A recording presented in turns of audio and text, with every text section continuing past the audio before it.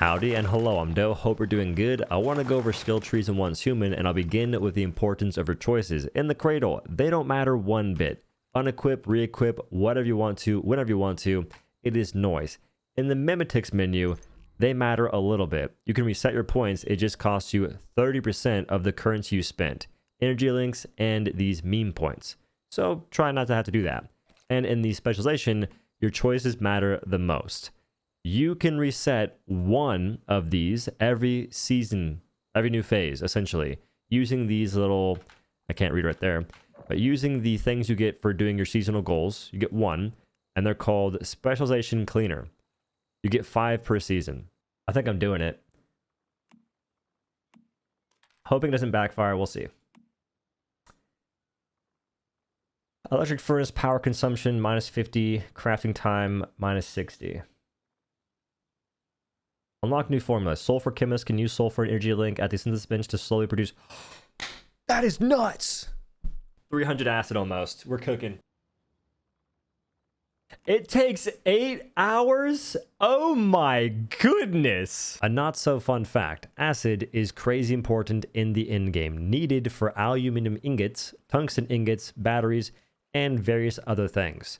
The amount you need is staggering. So just saying, you may want to get a meme spec that helps you make acid. I would recommend the synth bench, where it requires sulfur and energy links. Next topic is sharing. Based on your specializations, you can actually build structures for your teammates, give them items that they can use based on your specs that will help them immensely as they help you. Interruption, hit U or go to your hive tab, make a hive, add a friend to a hive, and when you have that done, click your friend, right click, and you hit this little button right here. I didn't know it existed.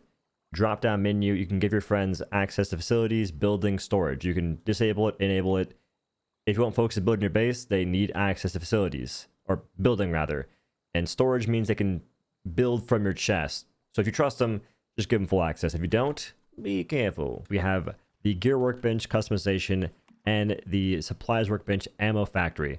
You get more durability for your armor at the workbench and more ammo when crafting. I have enhanced effect on my supply workbench, and I have enhanced effect on my gear workbench. If I build these in my teammate's base, they'll have the same thing. And by the way, when you get these effects, make sure to dismantle your current bench and rebuild one so it has the new effect on it. I also have specs for, I believe, getting computer chips or microchips, which are good for crafting. I can build this electronics grabber for myself and my teammates. I didn't realize that until right now, so I built a few more. I can make solar drills, which never break. They have infinite durability, and they can give you extra yields of whatever you're mining. And based on the things you use to build it, it could be silver ore, gold ore, they get more yield. Is that gold? Yes, sir, Bob. So I build that for my teammates. I can build devices for movement upwards. Do not pick the same specializations as your teammates. And side note, if you see a spec to get microchip creation, take that to then sell them for energy links at the vendors in towns. You could get the one that helps you smelt silver ore and gold ore bars, but finding silver and gold ore is tough. The whole point of sharing in Once Human is being efficient. That efficiency also applies to memetics, kind of. In the logistics tab, you can have one person invest in rainwater and go all the way down the line, and the other invest in generators. So at a certain point, you can have full power, crazy, and full water. Because for these, you build them in the base, and you can move your base anywhere you want to. They stay there permanently. So it's an efficient way to do it. It's not a hassle by any means. And if you have friends on, you can just save your meme points for these. Now to get meme points, it's done by leveling up. You get 4 every level, I believe. You also get them for discovering deviations, and you can get a ton for new seasons or new phases. So in the seasonal goals, phase 1, you got 30 meme points total. Not that much. In phase 2, hello, you got a number 105, I believe. 80, 115. When all 4 specialization effect options fail to garner your gander, don't pick any. Just save it. Save the option for later. And when your next level comes around, you have level 50 in my case unlocked, you'll then have 8? Why is that hard to do quickly? My brain's delayed. You'll have 8 choices that will not be thrown into the re-roll process. saving you a bit of RNG in a sense. You're making it to where you have a better chance of getting things you want versus the things you already know you don't want. Now, if you have a good option, just pick it. And later on, you can reroll it and hope you get a better one out of the things you know you don't like. Because in my case, I picked things I didn't know what they did, and I realized they weren't exactly the best thing in the world, so I got rid of them. That's fine. Just know you have 5 chances for that. And to be clear, when you reroll, you're only rerolling one specific specialization. So if I want to reroll my master or my gear workbench customization, only this will be changing. And I have 5 changes total. Memetic menu items you probably shouldn't get. Ore detector and everything below it. In my mind, I thought it reveals the ore and the name or gives an icon to distinguish it. They're the same exact icon. So you would have no real information and you end up going to the ore to figure out if it's silver, gold, or what have you. Not useful.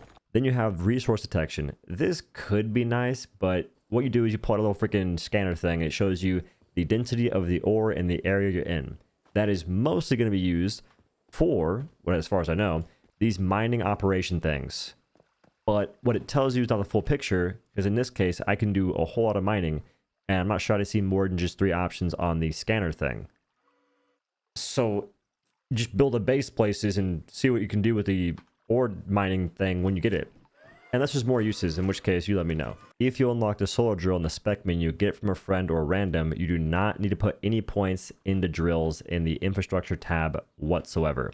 You also don't need to get logging or mining operations unless you want to, because that drill is crazy.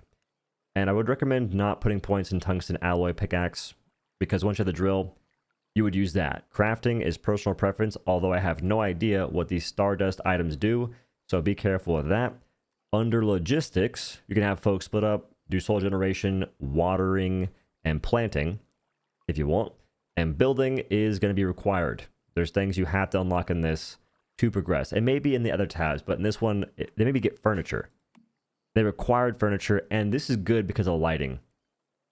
Where's the red light at? You need that for the Digbees, I believe. But that is pretty much most of this. Now, I didn't really talk about the other menu much at all, the cradle, because you just read what you want and go nuts. I'm not going to do a freaking tier list. It's pretty straightforward on which things are good based on what you're using. For me, I love the crossbow. I like the bow as well, so this is noise for that. And then I have so many points available that other options are mostly for defensive choices and defensive gameplay. That's not me, son. I got my little blob dude that's a shield and heals me and replenishes sanity. I'm vibing. Unfortunately, at the bottom of this, there is a level 50 unlock that I can't scroll down to see, but you can hover over it and see it. Or maybe it wasn't 50, it was level 40.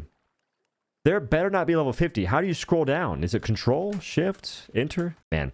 Anyway, that's the video. I might do an unboxing of some Fit Crunch. You know what? We're doing it. I do random stuff. It's not sponsored at all.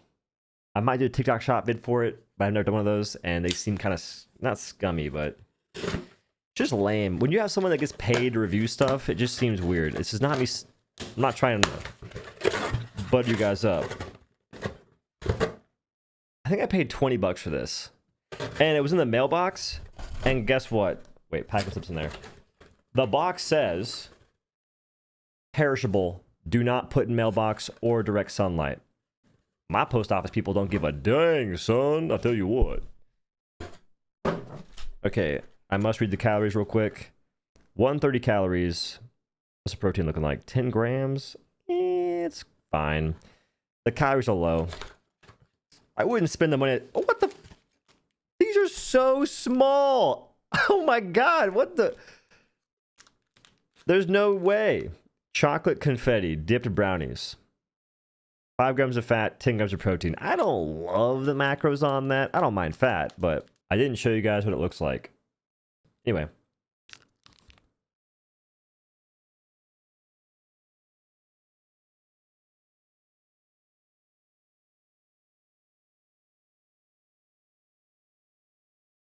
I mean, it tastes good, but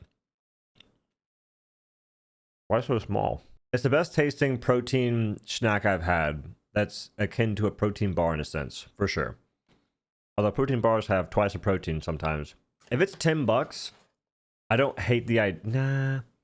I can get 4 bags of Quest protein chips for $10. And those give you 20 grams of protein which is still expensive. Like, those are still expensive things, but they're so good to me. I like them a lot. I would say I give this a 5 out of 10. The taste is going to be a 7 out of 10. The cost, I believe it was $16. I can't really remember exactly. And plus, TikTok Shop is a strange place. I should check. You know what? It's only fair I check the pricing. You can't give a review unless you know the price. I paid $13 for that. Cost, for me personally, I would say that's got to be like a 4 out of 10, maybe a 3 out of 10, bro. Peace.